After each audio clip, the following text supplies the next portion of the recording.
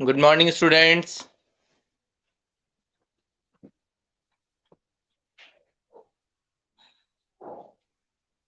Good morning students.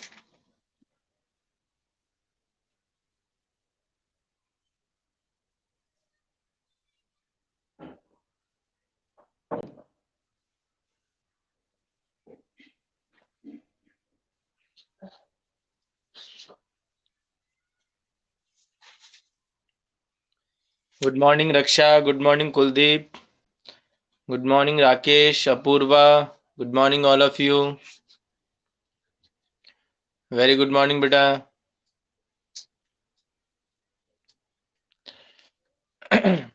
कैसे हो सभी बच्चे?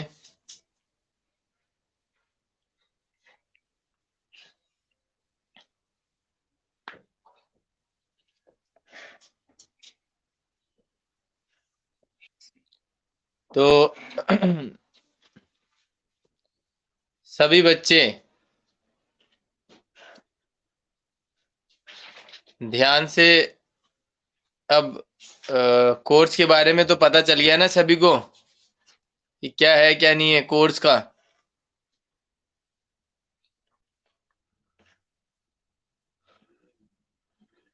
स्टूडेंट्स,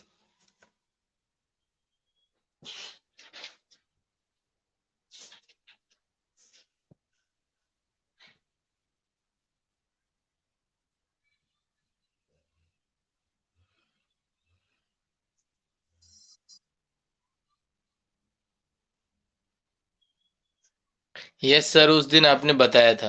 ओके, तो अभी जैसे कि अगर मैं बात करूं बेटा कि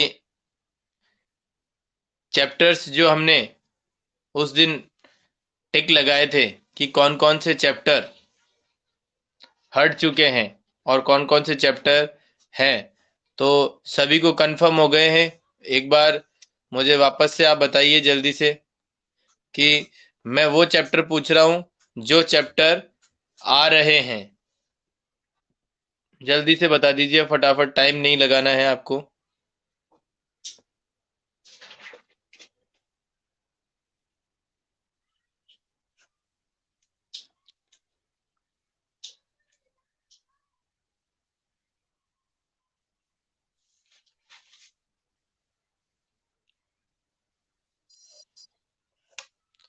आ रहे हैं 2456, 2456।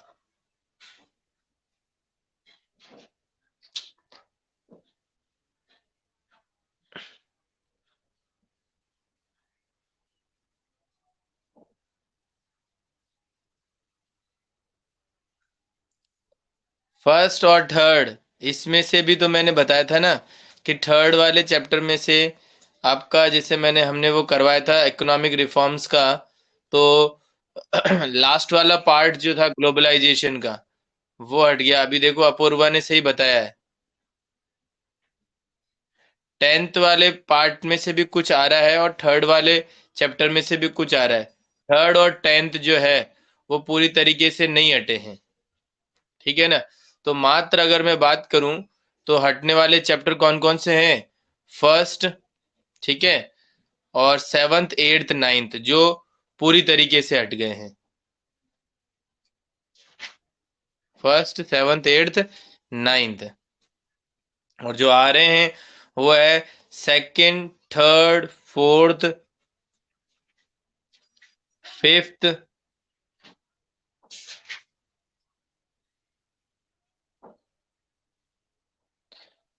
टेंथ में क्या आ रहा है तो वो उस दिन बताया तो था मैंने आपको। चलो बता देंगे, लेकिन अभी मैं फिलहाल जो चैप्टर नंबर, देखिए थर्ड वैसे तो हमने कर लिया था, तो ऐसा करते हैं। देखो 11th क्लास का तो पेपर जैसे हम लोग ही सेट करने वाले हैं, तो चार चैप्टर कौन से हटे हैं? फर्स्ट और थर्ड हमने करवा दिया ना, तो सेकंड चैप्टर हम कर लेते हैं। तो उस केस में हमारे वैसे चैप्टर कितने हो जाएंगे? फर्स्ट, सेकंड, थर्ड, ठीक है। और फिर उसमें हमको चार चैप्टर हटाने हैं जो कि हम हटा देंगे, ठीक है ना। कोई सा भी। वैसे तो जैसे इन्होंने बोला 6, 7, 8, तो 6, 7, 8 को हम हटा देंगे और एक और चैप्टर कोई भी हटा देंगे उसमें से। बाकी अगर पॉसिबिलिटी हुई तो फर्स्ट और थर्ड चैप्टर को हम नहीं हटाएंगे, उसको एज इट इज रख लेंगे। भाई ये चीजें क्या होती है, मेरी बात सुनो। 11th का पेपर यदि आपके बाहर से यदि आता है ना, कोई भी, सुनिए, यदि बाहर से आता है तब, हाँ करना है, करना है, करना है, करना है। थर्ड चैप्टर करना है जो कि मैंने आपको बताया है सारा। वैसे भी हमको पता तो चल ही गया है, तो केवल थर्ड चैप्टर की तो बात है। और तो अब हम यहाँ पर स्टार्ट करेंगे, आज सेकंड चैप्टर स्टार्ट करेंगे। कौन सा? Second chapter.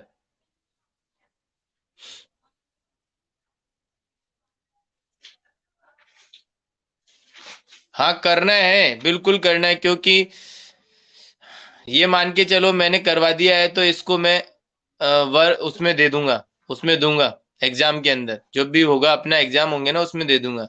इसकी जगह हम कोई दूसरा चैप्टर हटा देंगे, ये वाले जो 2 चैप्टर हमने कर लिए हैं उनको हम रख लेंगे। ठीक है।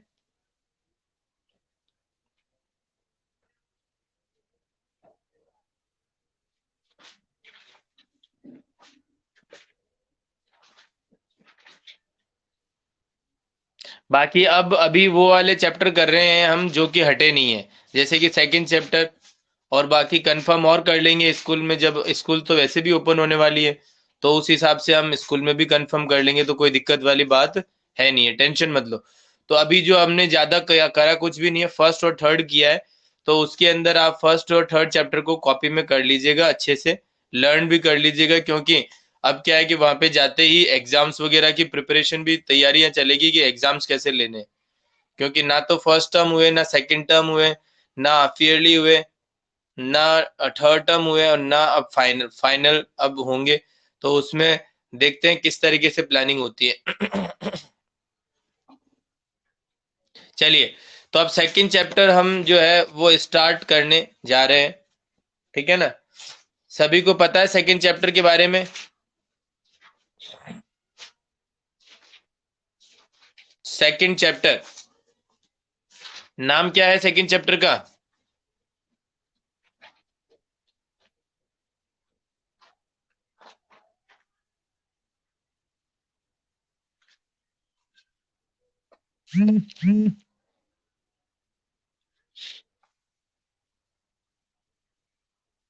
जानते हो ना सभी बच्चे? Indian economy, Indian economy. तो सेकंड चैप्टर जो बेटा अभी हम बात कर रहे हैं, तो उसके लिए ध्यान से सुनिएगा कि यहाँ पर, हाँ बिल्कुल सही है, इंडियन इकोनॉमी। तो 1950 से लेके 1990 तक की जो हमारी इकोनॉमी के बारे में यहाँ पे डिस्कशन किया गया है। थर्ड चैप्टर जो हमने पढ़ा था वो 1990 के बाद में क्या क्या चीजें हुई उसके बारे में हमने पढ़ा, जो कि इकोनॉमिक रिफॉर्म्स लेकर आए थे। तो ये जो हम इकोनॉमी के बारे में अब पढ़ने जा रहे हैं, ठीक है ना, इस इकोनॉमी के बारे में जो हम पढ़ने जा रहे हैं, ये इकोनॉमी जो है एक तरीके से बहुत ही ज्यादा बैकवर्ड इकोनॉमी है। कौन सी इकोनॉमी है? Backward economy. ठीक है ना? क्योंकि आपको पता है 1950 से जस्ट पहले, तुरंत पहले हमारा भारत देश जो है वो आजाद ही हुआ था। ठीक है ना? 1947 के अंदर। तो उस समय आप समझ सकते हो कि हमारी जो स्थिति ही थी, ठीक है ना, वो इतनी ज्यादा अच्छी नहीं थी। समझ सकते हो ना? हमारी इंडियन इकोनॉमी इतनी अच्छी नहीं थी, क्योंकि उस समय जो इकोनॉमी हमारी हुई थी, तो उसको अगर हम कंसिडर करें, उसको हम देखें, तो हर चीज जो थी वो बैकवर्ड थी। चाहे वो आप एग्रीकल्चर सेक्टर को ले लो, चाहे वो आप इंडस्ट्रियल सेक्टर को ले लो, चाहे वो आप सर्विस सेक्टर को ले लो, चाहे इकोनॉमिक डेवलपमेंट की बात ले लो, हर एक चीज में हम क्या थे? बैकवर्ड थे। क्योंकि इतना ज्यादा हमारा इकोनॉमी जो है वो एग्जिस्ट ही नहीं कर रही थी। तो धीरे धीरे जैसे कि हमने सबसे पहले बात करी थी कि जब भारत देश के ऊपर शासन हुआ करता था राजाओं का, महाराजाओं का, उसके बाद में फिर ये जो ब्रिटिशर्स जो उन्होंने हमारे देश के ऊपर मतलब शासन किया 200 साल, ठीक है ना। तो इन सभी चीजों को हम यदि देखें तो ब्रिटिशर्स के टाइम के बाद में धीरे धीरे यहाँ पे इकोनॉमिक का डेवलपमेंट स्टार्ट होने लगा, ठीक है। तो अब अगर हम बात करें कि डेवलपमेंट जो हुआ तो वो किस स्तर पे हुआ, किस लेवल पे हुआ, तो वो हम यहाँ पे देखेंगे। तो अगर हम बात करें, हमने पहले भी बात करी थी कि ब्रिटिशर्स ने केवल और केवल इंडिया में जो डेवलपमेंट किए वो केवल और केवल अपने मतलब के लिए किए थे, अपने मतलब के लिए किए थे। क्योंकि आप सभी बच्चे जानते हो कि जो डेवलपमेंट हुआ, जैसे कि अगर हम बात करें, उन्होंने ही सबसे पहले यहाँ पर हमारे ट्रेन जो है वो चलाई थी, जो आपसे मैंने पूछा भी था, मुंबई टू थाने अगर मैं बात करूं तो वहां पर हमारी जो ट्रेन चली थी तो उन्होंने केवल और केवल अपने मतलब के लिए ही वो ट्रेन चलाई थी। क्योंकि उनको करना क्या था, उनका मेन ऑब्जेक्टिव क्या था, उनका मेन ऑब्जेक्टिव क्या था कि रॉ मटेरियल को रॉ मटेरियल को एक प्लेस से, रेलवे स्टेशन से कहां तक लेकर जाना, पोर्ट तक, ठीक है ना। थोड़ एक आध बसेस भी चलाई हैं, ठीक है ना, रोड बनाने के लिए। तो वो रोड भी इसी पर्पज के लिए बनाई है कि जल्दी से हम इस रॉ मटेरियल को कहां तक पहुंचा सकें, रेलवे स्टेशन तक पहुंचा सके। आई बात समझ में? डॉक यार्ड जो वहां पे ये शिप के थ्रू व्यापार करना, खैर सिखाया तो उन्होंने ही हमें, क्योंकि काम पर काम करने वाले लोग अंग्रेज लोग तो थे नहीं। अब गुड्स को, जो भी रॉ मटेरियल था उनको क्या किया जाता, लोड किया जाता शिप्स में, या फिर और जैसे ट्रेन से निकालकर पोर्ट पे, बंदरगाह पे ले। तो वहां पे काम करने वाले लोग तो हिंदू ही थे, क्योंकि उन्हीं से काम करवाते थे। तब वहां पर भी तो लोग जानते ही थे कि हाँ यहाँ पर इस तरीके से हमसे काम करवाया जा रहा है, तो ये क्या क्या मतलब कर रहे हैं। तो हर एक चीज की उनको खबर थी, ऐसी बात नहीं है। तो धीरे धीरे वो सारी चीजें भी हुई, लेकिन यहाँ पर कुछ कानून भी एप्लीकेबल किए अंग्रेजों ने। और वो कानून भी, जैसे अगर हम बात करें तो अलग अलग देशों से मिलकर ही हमारा जैसे संविधान भी बना हुआ है। तो कुछ कुछ पॉइंट्स, कुछ चीजें, मतलब ज्यादातर चीजें जो है वो इंग्लैंड से हमारे इस संविधान के अंदर लागू करी हुई है। बाकी कुछ चीजें जो है वो अमेरिका की भी है इसके अंदर, और कुछ हमने भी कुछ डेवलप करी है, ठीक है ना। तो हर एक चीजें संविधान के अंदर क्या है, हमने रूल्स एंड रेगुलेशंस को डाला है, ठीक है ना। तो हमारा जब अंग्रेजों ने पूरा मतलब हमने अंग्रेजों का विरोध किया और उनको एक तरीके से भारत से निकालने का हमने एक प्रण ले लिया। उसके बाद में जब जैसे 1857 की क्रांति हुई, उन्होंने हर एक चीज के बारे में प्रयास किया, क्योंकि सबसे स्टार्टिंग ही वहीं से ही हुई थी अंग्रेजों को निकालने की। भारत छोड़ो आंदोलन भी बहुत सारे चले, ठीक है ना। तो 1947 में फिर क्या हुआ, हमारा भारत देश आजाद हो गया था। तो जब भारत देश आजाद हुआ था उसके बाद में एक नव भारत का निर्माण करा, और सबसे पहले यहाँ पर समस्या थी कि अब हमारे देश को कैसे चलाया जाए। जैसे लोगों को तो हमने भगा दिया था, जो अंग्रेज लोग थे उनको तो हमने भगा हटा दिया था एक तरीके से अगर बोले हम। तो अब देश एक तरीके से क्या है, बिल्कुल अगर हम बात करें कि कुछ कर नहीं पा रहा है।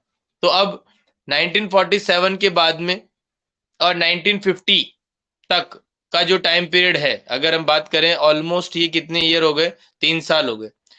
3 साल के दौरान मतलब बहुत सारे इंटीरियर काम करे गए, जिसमें सबसे अहम सहयोग, सबसे अहम जो योगदान रहा, वो डॉक्टर भीमराव अंबेडकर जी का रहा। उन्होंने हमारे भारत देश का संविधान का निर्माण किया था, ठीक है ना। तो काफी टाइम भी उनको लगा था, टाइम पीरियड आपको पता भी है सभी बच्चों को, ठीक है ना। 2 साल 11 महीने और बता सकते हो, ध्यान है ना आपको? आपने बताया भी था आई थिंक।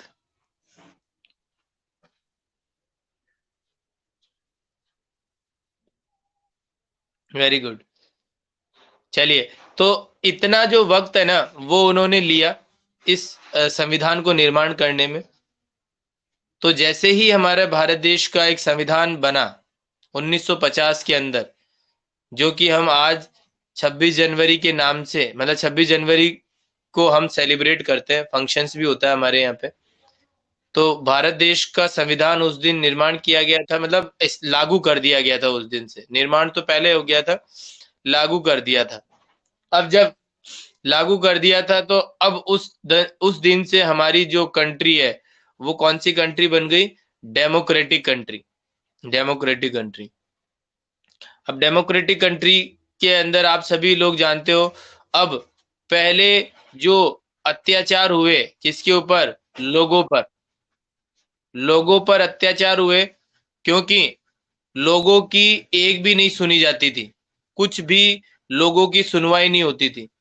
तो तभी इसी कानून को लेकर आए, संविधान लागू किया, इसके अंदर हर एक बात लोगों की सुनी जाएगी, ठीक है ना। व्यक्ति जो भारत के हैं, हर एक नागरिक को हक होगा, ठीक है, कि वो अपना डिसीजन ले। तो इसीलिए सभी को क्या किया गया, एक संविधान के अंदर उनको पिरोया गया। और उस संविधान की शपथ लेते हुए सभी लोगों ने कहा कि हम अब इस भारत देश को चलाएंगे, ठीक है ना। और हमारे बिहाफ पर हम कुछ लोगों को चुनेंगे, जो कि हमारे भारत देश के निर्माण में सहायक होंगे, और वो आगे हमारे जितने भी डेवलपमेंट एक्टिविटीज हैं भारत की, उसके अंदर सहयोग करेंगे। तो तब से फिर ये रूल लगा, to the people, for the people and by the people, ठीक है ना। ये जो रूल है, वो हमारे देश के अंदर लागू हो गया भारत का संविधान बनते ही। अब सामने समस्या वापस से खड़ी हो गई कि किन लोगों को हम भारत के भविष्य के लिए खड़ा करें, क्योंकि वहां पर भारत का पूरा भविष्य टिका हुआ था। तो उस समय, जैसे कि हम सभी लोग जानते हैं, पंडित जवाहरलाल नेहरू जो थे, उनको हमने हमारे देश का सबसे पहला प्रधानमंत्री नियुक्त किया था, घोषित किया था। और ये सभी इंडिया, जितना भी भारत देश था, उन्होंने सभी ने सह, सहयोग किया था, ठीक है ना।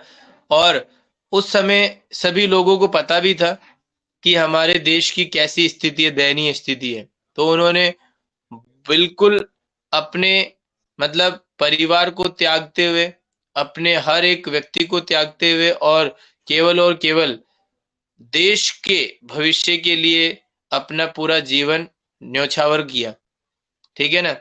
तो उस तरीके से सभी लोगों ने अपना अपना सहयोग दिया, ठीक है। तो नेहरू जी जो थे, पंडित जवाहरलाल नेहरू, वो देश के लीडर बने थे। और आज भी हम उनको याद करते हैं चिल्ड्रंस डे पे। याद करते हो ना सभी, या नहीं करते? सर,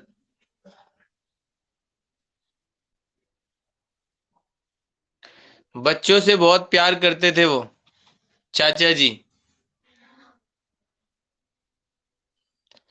चिल्ड्रंस डे कब सेलिब्रेट किया जाता है?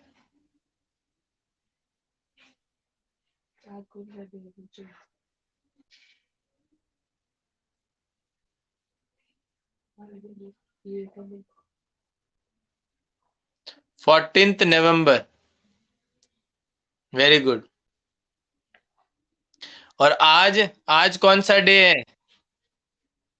विवेकानंद।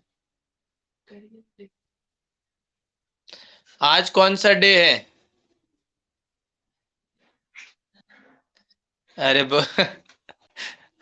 12 जनवरी है, ये तो सबको ही पता है।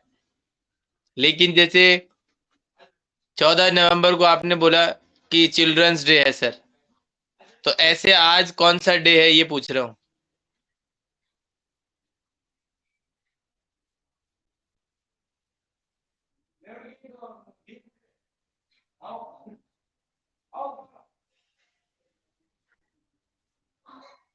Vivekananda Jayanti, very good.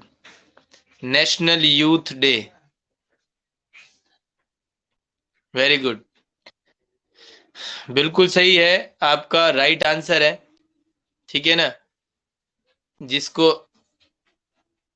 आगे नेशनल जो यूथ है, नव युवक, ठीक है ना, उनको किस तरीके से आगे बढ़ाया जाए और कैसे देश को आगे डेवलप किया जाए, वो यहाँ पे किया। करियर के बारे में यहाँ पे बताया जाता है कि किस तरीके से अलग अलग अपॉर्चुनिटीज मिलती है और उनको हमें किस तरीके से गेट करना है। चलिए, तो अभी हम जैसे कि बात करते हैं, देखिए हमारा इंट्रोडक्शन का पहला पैराग्राफ यहाँ पे दिया हुआ है। तो कुछ चीजें यहाँ पे देखिए मैंने बता चुका हूं, इसमें कोई इतना ज्यादा कोई खास बात है नहीं। देखिए यहाँ पे क्या बोला, it is not possible in, जैसे सेकंड पैराग्राफ स्टार्ट हो रहा है ना, उसके जस्ट पहले it is not possible in a democracy country like India for the government to change the ownership pattern of land and other properties of its citizens in the way that it was done in the former Soviet Union। थोड़ा सा मतलब जो अंग्रेजों ने क्या किया था, जो मालवारी सिस्टम, ठीक है ना, जोतवारी सिस्टम और महाजनी सिस्टम लागू कर रखा था, ठीक है ना। तो वहां पे लगान वगैरह जो ये वसूलते थे, उनको धीरे धीरे एक साथ तो क्या किया नहीं जा सकता था, हटाया नहीं जा सकता। धीरे धीरे उन्होंने उसके ऊपर वर्क करना स्टार्ट किया और जिन लोगों की जो प्रॉपर्टी थी, उन लोगों को वापस से उनको वो प्रॉपर्टी दी गई और उनको अपना मालिकाना हक सौंपा गया। ठीक है। जो जमींदार थे, वो पैटर्न जो है उन्होंने खत्म किया, लैंड रेवेन्यू का भी उन्होंने सिस्टम जो है वो खत्म किया।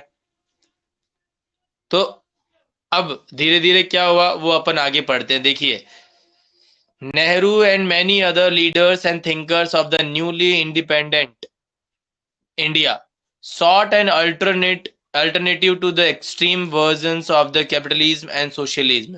उन्होंने, सभी ने, मतलब केवल नेहरू जी ही वहां पे नहीं थे एक कि वो अब प्रधानमंत्री बन गए हैं तो केवल वही अब हर एक चीज को संभालेंगे। बहुत सारे और भी अदर लीडर्स थे जो कि नेहरू जी का साथ देकर और पूरे भारत देश की जो भी प्रॉब्लम्स है उसको किस तरीके से सॉर्ट आउट करें, आगे के लिए क्या प्लानिंग करें, क्या वर्जन्स बनाए जाएंगे, किस तरीके से हमारे समाज को हम सुरक्षित करेंगे, वो हर एक आउटलुक तैयार करना उन्होंने स्टार्ट किया। तो they found the answer in the Indian economic system. उन्होंने ये आंसर जो अपना मिला, उनको कहाँ से मिला कि इंडियन इकोनॉमिक सिस्टम को हम यहाँ पर क्या करेंगे, लागू करेंगे।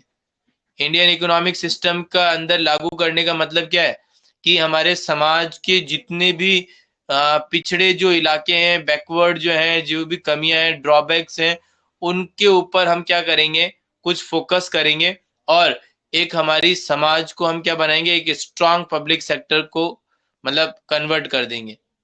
ठीक है ना। तो गवर्नमेंट ने कुछ प्लानिंग करी और गवर्नमेंट ने उस प्लानिंग के अंदर प्राइवेट सेक्टर को भी धीरे धीरे एनकरेज किया, ठीक है ना, जो कि एक नाम से हमने विख्यात किया था उस समय, वो था the industrial policy resolution of 1948। 1948 के अंदर हमने प्राइवेट सेक्टर के अंदर भी कुछ धीरे धीरे स्टार्ट किया, ताकि लोगों को क्या मिल सके, एम्प्लॉयमेंट मिल सके, और वहां पर रोजगार मिल सके, और काम करके वो अपने जीवन को अच्छी तरीके से जी सके, ठीक है।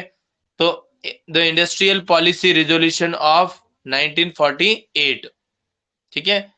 तो ये प्लानिंग जो चीजें है वो हमने करी, और उस समय फिर एक कॉन्स्टिट्यूशन का जब निर्माण किया गया, तो कॉन्स्टिट्यूशन ने, संविधान ने हमें एक दिशा दिलाई कि क्या है, एक हमारे देश को आगे बढ़ाने के लिए हमें कुछ ना कुछ आगे इकोनॉमिक डेवलपमेंट प्रोग्राम्स को बनाने पड़ेंगे, ताकि हम आगे हमारे देश को बढ़ा सकें। तो उसके लिए एक सबसे बड़ा नाम आता है, वो है प्लानिंग कमीशन। 1950 के अंदर, 1950 के अंदर प्लानिंग कमीशन के नाम से एक कमिटी का गठन किया गया, और जिसके अध्यक्ष हुए प्रधानमंत्री, ठीक है ना, जिसके चेयरपर्सन कौन हुए, प्रधानमंत्री, जो कि कौन थे स्टार्टिंग में आपको पता है, पंडित जवाहरलाल नेहरू। वही इस सबसे पहले कदम के हिस्सा थे प्लानिंग कमीशन के, ठीक है।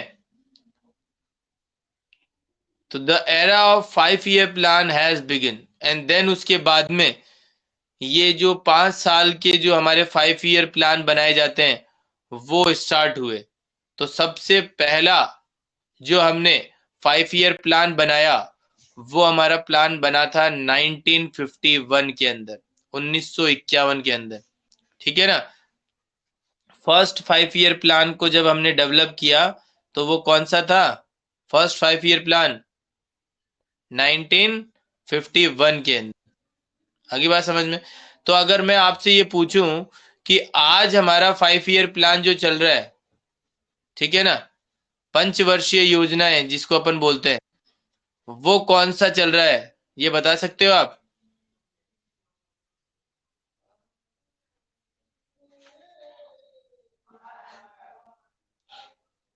पंचवर्षीय योजना, इकोनॉमिक 5 ईयर प्लान जो आज अभी करंट में जो चल रहा है, वो कौन सा चल रहा है? आंसर जल्दी, सर्च करके नहीं, आधे बच्चे तो सर्च करने लग जाते हैं।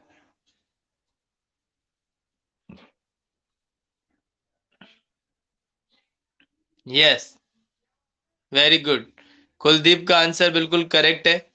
13th 5 ईयर प्लान, जो कि कब खत्म होगा, चलिए ये तो बता ही सकते हो ना, कब खत्म होगा, चलो ये बताओ आप। सर्च करके नहीं, ऐसे ही बताना है, जल्दी बताओ, आंसर फटाफट मिलना चाहिए। एंड कब होगा?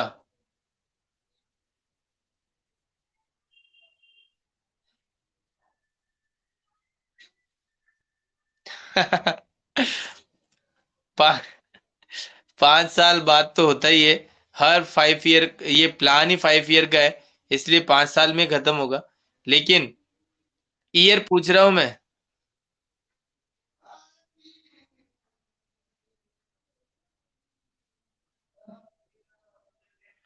हाँ। अरे कोई, रक्षा, और कहाँ गए सारे बच्चे? कुलदीप बताओ बेटा, राहुल,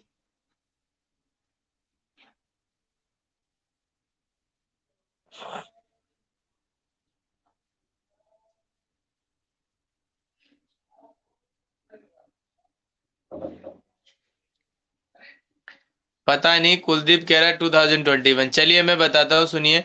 ये 5 ईयर प्लान जो है वो हमारा स्टार्ट हुआ था 1 अप्रैल 2017 को, ठीक है ना, 1 अप्रैल 2017 को, और खत्म होगा हमारा ये 2022 में, 2022 में, ठीक है। 2022 में ये हमारा 5 ईयर प्लान जो है वो क्या होगा, खत्म होगा। तो ये इस बार हमारा 13th 5 ईयर प्लान चल रहा है। क्लियर है? तो अब देखिए, सबसे पहला जो 5 ईयर प्लान बना था 1951 में बना था, लेकिन जो 5 ईयर प्लान जो हमने डेवलप किया, वो क्यों डेवलप किए? ये सारे जितने भी 5 ईयर प्लान जो हमने डेवलप किए ना, वो क्यों डेवलप किए बेटा? क्यों बनाए गए ये 5 ईयर प्लान?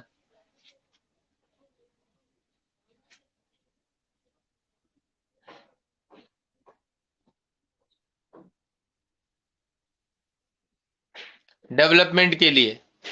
Very good. ठीक है ना, इकोनॉमी के डेवलपमेंट के लिए, भारत को आगे बढ़ाने के लिए, ग्रोथ करने के लिए। ठीक है ना, तो इसलिए हमारा ये प्रोग्राम्स बनाए गए। तो अब देखिए क्या बोला हुआ है यहाँ पे, the goal of the 5 year plan were, सबसे पहला देखिए क्या बताया, ग्रोथ, मॉडर्नाइजेशन। ग्रोथ का मतलब आगे बढ़ना, आगे हर एक सेक्टर के अंदर हमको आगे बढ़ना। मॉडर्नाइजेशन का मतलब, मॉडर्नाइजेशन का मतलब क्या? आधुनिकरण। ठीक है ना, जो भी आज हमारे पास में टेक्नोलॉजीज आ रही है नई नई, उन टेक्नोलॉजी का उपयोग करके और हम नए भारत का निर्माण करेंगे। और सेल्फ रिलायंट, सेल्फ रिलायंट का मतलब क्या होता है? आत्मनिर्भर, आत्मनिर्भर भारत का निर्माण करेंगे। मतलब सभी लोग क्या होंगे? किसी के ऊपर डिपेंडेंट नहीं होंगे, वो सभी लोग आत्मनिर्भर होंगे, खुद के ऊपर। ठीक है ना, निर्भर होंगे, किसी को जरूरत नहीं पड़ेगी किसी के दूसरे के सामने हाथ फैलाने की। तो वो खुद क्या होगा? अपने आप में सक्षम हो जाएगा। और एक और बात यहाँ पे कही है, इक्विटी, सभी के साथ में समान इक्विटी रखेंगे, कोई भेदभाव नहीं होगा। ठीक है ना, तो हर एक चीजें जो है वो हम ये प्रयास करेंगे कि हम इनको साथ में लेकर और हम हमारे प्लान्स को आगे डेवलप करें। तो this does not means that all the plan have given up equal importance to all these goals. तो ड्यू टू लिमिटेड रिसोर्सेज, अब हम सभी चीजें देखो, हमारे भारत देश के अंदर कमियां तो बहुत सारी हैं, तो हम एक साथ उन सभी कमियों को हम क्या नहीं कर सकते? दूर नहीं कर सकते हैं, क्योंकि हमारे पास साधन का अभाव है, हमारे पास में रिसोर्सेज की कमी है। हम सभी चीजों को एक साथ अमल में लाके और सभी जितनी भी सेक्टर्स हैं जहां पे वीक है, उनको एक साथ ग्रोथ नहीं कर सकते। तो फिर ये निर्णय लिया गया कि हम कहाँ से स्टार्ट करें, भारत का जो ग्रोथ करें ना, वो कहाँ से स्टार्ट करें। तो सबसे पहला जो हमारे दिमाग में आया वो आया, हम सबसे पहले और फर्स्ट हम क्या करेंगे? हमारे एग्रीकल्चर सेक्टर को क्या करेंगे? एक नई दिशा देंगे एग्रीकल्चर सेक्टर को, क्योंकि सारा जो चीजें टिकी हुई है, सभी जो चीजें आज हमारी टिकी हुई है, वो किसके ऊपर टिकी हुई है? Agriculture sector. एग्रीकल्चर सेक्टर यदि ना हो तो ये मान के चलिए, ना तो इंडस्ट्रियल सेक्टर होगा और ना सर्विस सेक्टर होगा। ठीक है ना, तो एग्रीकल्चर सेक्टर क्या है? एक बहुत ही बड़ा महत्वपूर्ण क्या है यहाँ पर एक सेक्टर है जिसके ऊपर हमें ध्यान क्या करना पड़ेगा? केंद्रित करना पड़ेगा, और हमें एग्रीकल्चर सेक्टर को आगे बढ़ाना पड़ेगा। तो इसीलिए हमारे भारत देश को क्या भी बोला जाता है? हमारा भारत देश क्या है? एक कृषि प्रधान देश है। हमारा भारत देश जो है ना, वो क्या है? एक कृषि प्रधान देश है। यहाँ पे सबसे ज्यादा महत्व, ठीक है ना, प्रायोरिटी जिसको अपन बोलते हैं, सबसे पहले जो महत्व दिया गया वो किसको दिया गया? एग्रीकल्चर सेक्टर को। हमने उन सभी चॉइस में से सबसे पहला जो चॉइस चुना वो चुना एग्रीकल्चर सेक्टर, कि किसको हम इंपॉर्टेंस दें। ठीक है, तो बहुत सारे प्लानर थे, उन्होंने गोल बनाए और ग्रोथ के लिए हमने डिसाइड किया कि हम क्या करेंगे? एग्रीकल्चर सेक्टर को आगे बढ़ाएंगे। तो देखिए, इट ग्रोथ के अंदर सबसे पहले जो 4 चीजें इन्होंने बताई, ग्रोथ, ग्रोथ को क्या बोला है यहाँ पे, ग्रोथ का मतलब क्या है, it refers to increase in the country's capacity to produce the output of goods and services within the country. Growth का मतलब क्या है कि आप अपनी कंट्री में उत्पादन क्षमता क्या करिए, गुड्स और सर्विसेज की यदि आप बढ़ा लेते हो एक कंट्री के अंदर, तो वो क्या कहलाएगी, आपकी ग्रोथ कहलाएगा, कि भाई आपका ग्रोथ हो रहा है। क्योंकि आपकी उत्पादन क्षमता क्या है, उतनी अच्छी नहीं है, तो आपको क्या करना पड़ेगा, सबसे पहले आपकी उत्पादन क्षमता बढ़ानी पड़ेगी। ठीक है ना। तो आपको क्या करना पड़ेगा इसके लिए, देखो क्या बोला, इट एम्प्लाइज इधर a larger stock of productive capital, या तो आप इसके लिए क्या करिए, आपके पास में प्रोडक्टिव कैपिटल रखिए लार्ज स्टॉक के अंदर, या फिर a larger size of supporting services like, भाई कुछ इस तरीके की सर्विस को भी आप क्या करिए, आगे बढ़ाइए, जैसे कि ट्रांसपोर्टेशन सर्विस है, बैंकिंग सर्विस है, ठीक है ना, और या फिर increase in the efficiency of productive capital and services. तो इन चीजों को हम क्या करते हैं, आगे बढ़ाएंगे ना, तभी हमारे भारत देश का क्या होगा, डेवलपमेंट पॉसिबल है। जैसे banking sector, transportation sector, communication sector, ये सारे सेक्टर है जिनके अंदर डेवलपमेंट होना बाकी है। अगर इनमें हम बहुत अच्छा अगर डेवलपमेंट करेंगे, तभी हमारा भारत देश आगे बढ़ेगा। ठीक है ना।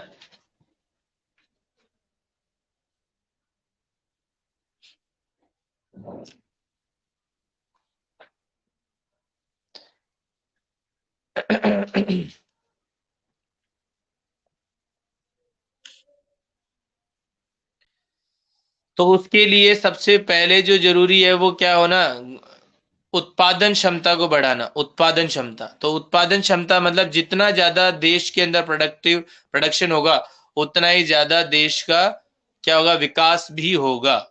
तो जो पूरे भारत देश के अंदर उत्पादन क्षमता है, उत्पादन किया जाता है, उसको हम क्या बोलते हैं, ग्रॉस डोमेस्टिक प्रोडक्ट, जिसको शॉर्ट में बोलते हैं जीडीपी।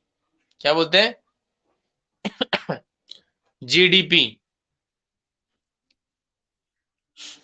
तो जीडीपी को हमको क्या करना है, इंक्रीज करना। और जीडीपी इंक्रीज कैसे होगी, जितना ज्यादा प्रोडक्शन होगा, क्योंकि प्रोडक्शन के ऊपर ही डिपेंड करता है जीडीपी। ठीक है ना, प्रोडक्शन जितना तेजी से होगा किसी एक देश का, उतना ही तेजी से आपके देश का क्या होगा, डेवलपमेंट भी होगा। ठीक है, इंडस्ट्रियल सेक्टर भी बढ़ेगा उससे, उससे आपका फॉरेन ट्रेड भी बढ़ेगा, एक्सपोर्ट और इंपोर्ट के साधन भी खुलेंगे, हर एक चीजें जो है वो स्टार्ट की जाएगी।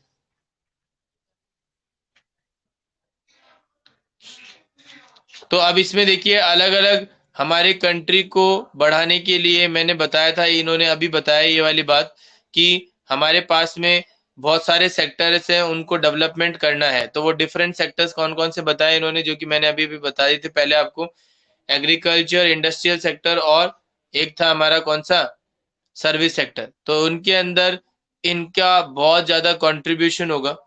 तो सबसे जो इन्होंने बोला, some countries growth in agriculture contributes more to the GDP, while in some other countries growth in the service sector and contribute more to the GDP growth। तो कुछ कंट्रीज के अंदर तो एग्रीकल्चर को प्राथमिकता दी जाती है, और कुछ कंट्रीज के अंदर जो है वो सर्विस सेक्टर को प्राथमिकता दी जाती है। हालांकि अगर मैं बात करूं कि सर्विस सेक्टर जो है ना, उससे इकोनॉमी के अंदर जो पैसा है उसका इनफ्लो और आउटफ्लो बहुत तेजी से होता है, और पैसा जो है बहुत तेजी से कमाया भी जा सकता है। लेकिन आप सोचो, जब आपके पास में एग्रीकल्चर सेक्टर नहीं है, तो उस पैसे का क्या मतलब। तो एग्रीकल्चर सेक्टर को भी आपको वही इक्वल इंपॉर्टेंस देनी पड़ेगी जो कि आप अदर सेक्टर को भी देते हो। तो ये मेन इसका कारण था, मतलब आपको आगे बढ़ाना पड़ेगा सब एक चीजों को। तो यहाँ पर इन्होंने बोला ग्रोथ। फिर सेकंड इसके अंदर मैंने आपको बात कही थी ऊपर ही ऊपर, मॉडर्नाइजेशन।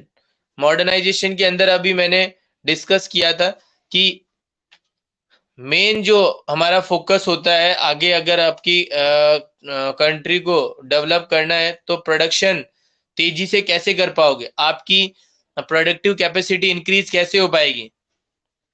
भाई आपको आपके प्रोडक्शन कैपेसिटी इंक्रीज करनी है तो वो कैसे हो पाएगी।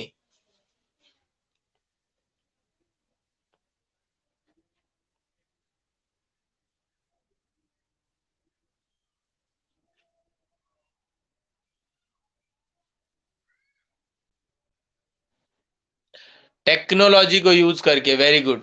तो न्यू टेक्नोलॉजी आपके मार्केट में आएगी तभी आप क्या कर सकते हो, उसको यूज करके और ज्यादा से ज्यादा प्रोडक्शन कर सकते हो। बिल्कुल, बहुत बढ़िया आंसर दिया आप सभी ने। तो नई टेक्नोलॉजी हमारे भारत देश के अंदर हम लेकर आए, तो नई टेक्नोलॉजी लेकर आए तो उससे हमको क्या करना पड़ा, बाहर के देशों से कुछ ना कुछ इस तरीके की टेक्नोलॉजी को मंगवाया गया जो कि देश के अंदर यहाँ पर लाकर और हम यहाँ पर क्या कर सके, हमारी प्रोडक्शन कैपेसिटी को और बढ़ा सके। ठीक है, तो अभी हम बात करें कि अगर मान के चलिए, एक एग्जाम्पल के लिए पूछा कि एक फार्मर है, वो आउटपुट जो है इंक्रीज करना चाहता है, तो उसको क्या करना पड़ेगा, नई variety of seeds, new variety of seeds, ठीक है ना, उनको यूज करना पड़ेगा। क्योंकि बीज का भी फर्क पड़ता है कि कौन सा बीज है, बीज अलग अलग तरीके के आते हैं, कुछ तो कम उत्पादन करते हैं, कुछ बीज जो होते हैं जिनका अच्छा उत्पादन होता है। तो हम न्यू सीड्स लेकर आए, बजाय कि जो हमारे पास में पहले से ओल्ड थे। फैक्ट्री की बात करें तो फैक्ट्री के अंदर जैसे कि ओल्ड मशीन की है, मतलब कैपेसिटी बढ़ाने का तरीका बता रहा हूँ। फैक्ट्री है, फैक्ट्री के अंदर पहले कोई ओल्ड मशीन थी, वो उत्पादन जितना अच्छा कर रही थी उससे कई ज्यादा उत्पादन दूसरी मशीन जो है, वो नई टेक्नोलॉजी की मशीन है। जैसे कि अगर मैं बात करूं, 1 घंटे के अंदर आप प्रोडक्शन कर पाते हो कितना यूनिट का, 20 यूनिट का 1 घंटे में। लेकिन नई टेक्नोलॉजी की मशीन आ रही है, वो 1 घंटे में ही 500 यूनिट का प्रोडक्शन कर पा रही है, 1 घंटे में 500 यूनिट। तो मान देखो आप खुद ही, एक तो 20 यूनिट और एक 500 यूनिट, एक तो 20 यूनिट और एक 500 यूनिट, तो बताओ, रात दिन का अंतर है ना।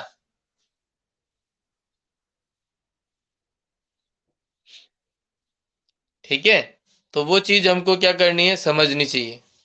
तो उससे क्या है कि हमको हमारी टेक्नोलॉजी को, नई न्यू टेक्नोलॉजी हमारे इंडस्ट्रीज के अंदर नई मशीनरी अडॉप्ट करनी चाहिए। तो उसको हम क्या कर सकते हैं, इंडस्ट्रीज के अंदर नई मशीनरी लेकर आ सकते हैं। ठीक है ना। और केवल मॉडर्नाइजेशन का मतलब ये नहीं है कि भाई आपने नए बीज लेकर आ गए या फिर नई मशीन लेकर आ गए तो अब आपका देश जो है आधुनिक बन गया है, मॉडर्नाइजेशन की तरफ जा रहा है। आपके अंदर जो समाज जो है ना, समाज, उसके अंदर भी परिवर्तन लेके आना पड़ेगा, सोशल आउटलुक को भी आपको देखना पड़ेगा, तभी एक मॉडर्नाइजेशन कहलाएगा। अब आप प्रयास तो कर रहे हो लेकिन इधर समाज में कोई परिवर्तन ही नहीं आ रहा, ठीक है ना, तो फिर वो परिवर्तन कोई काम का नहीं है। ठीक है ना।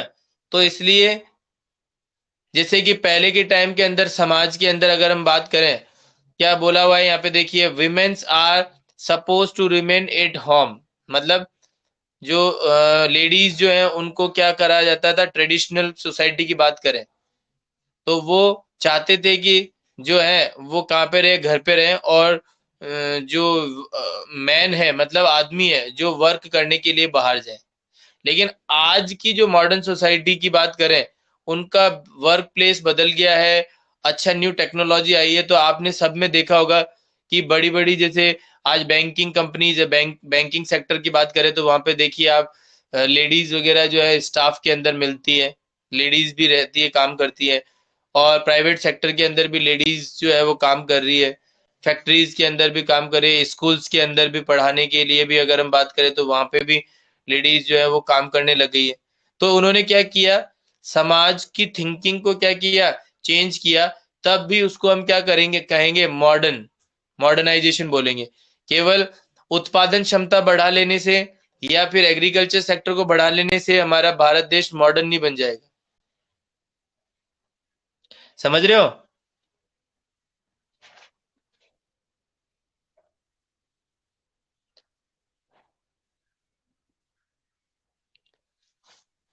Very good. तो अब इसके बाद में आ रहा हमारा नेक्स्ट, वो है self reliance. Self reliance, self reliance का मतलब आप जानते हो सभी बच्चे, आत्मनिर्भरता। आत्मनिर्भरता मतलब सेल्फ डिपेंडेंट, अगर हम बोले जिसको, सेल्फ डिपेंडेंट। तो एक व्यक्ति सेल्फ डिपेंडेंट कब हो सकता है? On dependency. एक व्यक्ति सेल्फ डिपेंडेंस कब हो सकता है? अपने अकॉर्डिंग अगर हम बात करें, तब हम बात कर सकते हैं कि एक व्यक्ति सेल्फ डिपेंडेंट कब बन सकता है, जब वो एजुकेशन प्रोवाइड, एजुकेशन, उसको अच्छी एजुकेशन मिले। तो एक बात सोचो, कोई व्यक्ति अच्छा एजुकेटेड है तो फिर उसको काम की कमी है क्या? कहीं पर भी वो जाके अपनी एजुकेशन के बिहाफ पर, अपने एजुकेशन के बेसिस पर वो क्या कर सकता है, कहीं पर भी काम कर सकता है। कर सकता है ना?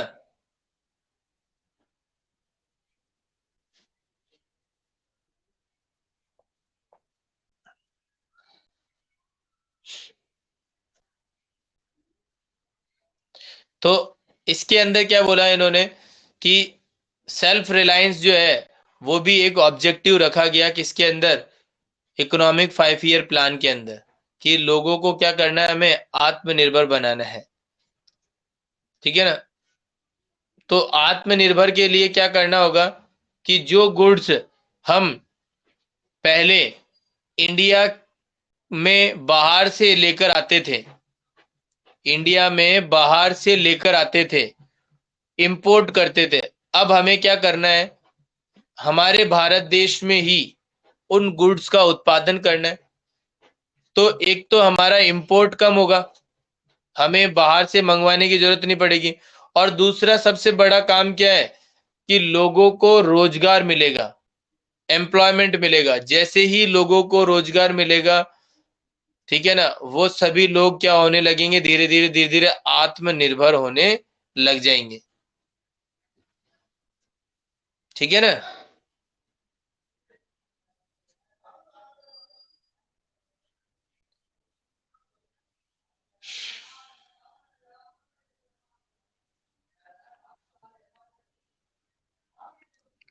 तो इस तरीके से हम क्या कर सकते हैं, हमारे भारत के अंदर सेल्फ का, खुद का प्रोडक्शन करके और लोगों को एम्प्लॉयमेंट देकर और लोगों को आत्मनिर्भर बना सकते हैं। ठीक है ना? तो उसके लिए फॉरेन टेक्नोलॉजी को, कुछ फॉरेन कैपिटल को इंडिया में लेकर आया गया और फिर यहाँ पर उनको लागू किया गया। और इक्विटी का मतलब आप सभी सभी बच्चे जानते हो। इक्विटी का मतलब क्या है कि हर तरफ से ग्रोथ होना, मतलब पोवर्टी और रिचर सेक्शन के बीच में जितना जो ज्यादा गैप है, उस गैप को क्या करना, कम करना। जो पुअर सेक्शन है और जो रिचर सेक्शन है, उन दोनों के बीच में जो गैप है इतना ज्यादा, उस गैप को क्या करना, कम करना। ठीक है ना? इसके लिए ज्यादा फोकस किसके ऊपर किया गया, पुअर सेक्शन के ऊपर, कि ताकि वो क्या कर सके, हमारे एक बैलेंस इकोनॉमी को डेवलप कर सके। ठीक है?